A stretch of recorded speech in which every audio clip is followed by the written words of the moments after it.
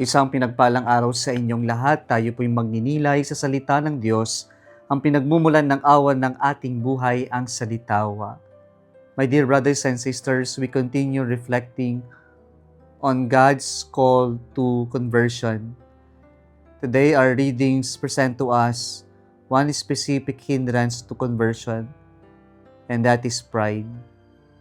Ito yung pinunan ng ating Panginoong Jesucristo sa mga eskriba at mga Pariseo nang sinabi niya, "The scribes and the Pharisees have taken their seat on the chair of Moses."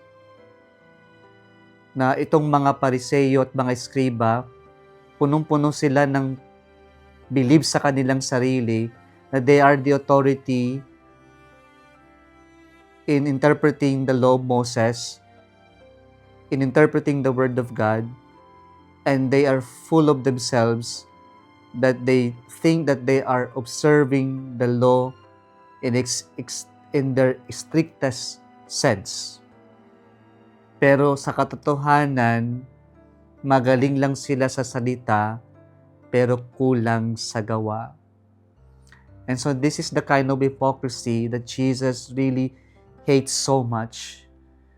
And that hypocrisy is rooted from their pride in themselves, na ang pride ay yung ginagawang sentro ang sarili, bilib na bilib sa sarili, na para bang kaya ang lahat at wala ng pangangailangan.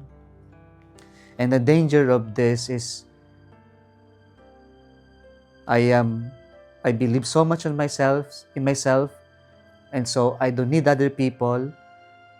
I am clean, I am doing good, I'm doing fine.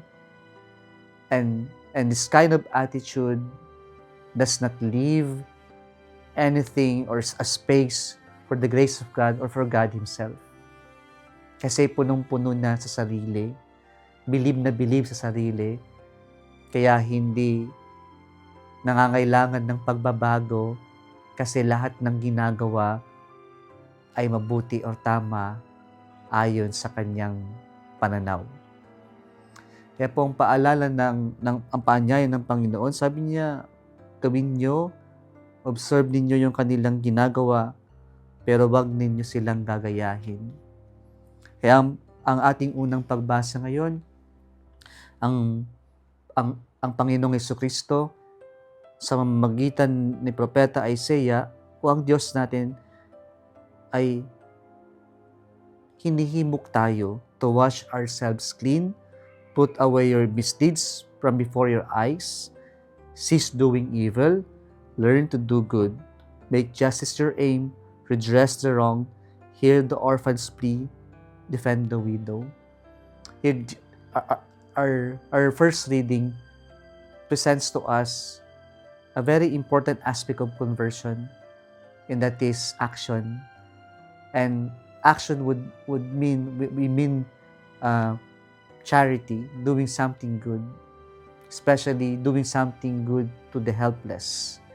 At ito yung nais ng Panginoon na maging bunga ng ating pagbabago, hindi lang sa salita, kundi mayroon tayong gawa sa pamamagitan ng paggawa ng mabuti sa ating kapwa-tao, lalong higit sa mga nangangailangan. Kung nagustuhan mo ang video na ito, huwag kalimutang mag-like, i-share at mag-subscribe sa Salitawa Facebook page and YouTube channel. Muli isang pinagpalang araw sa inyong lahat.